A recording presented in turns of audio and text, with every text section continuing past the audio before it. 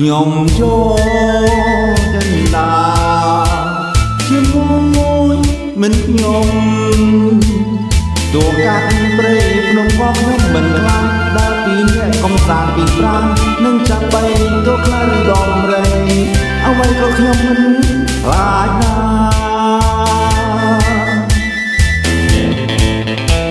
ខ្ញុំចូលចិនដា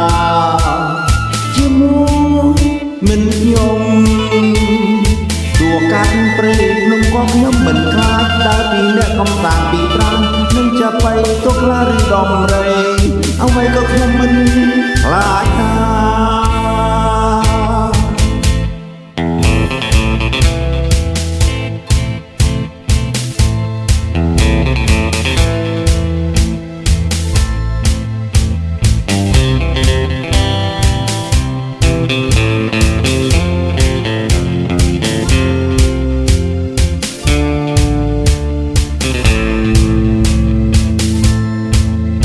រាល់ថ្ងៃ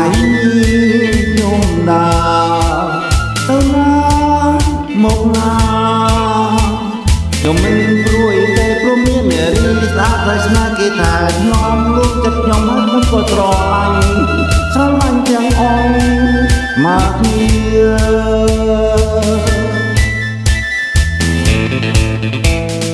រាល់ថ្ងៃ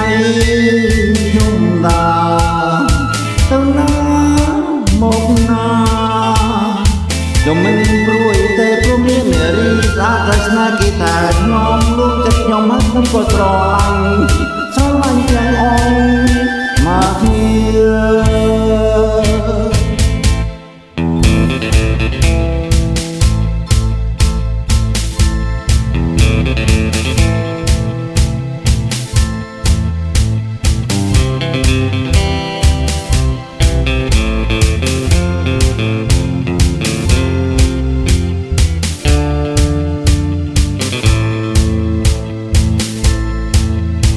រាល់ថ្ងៃ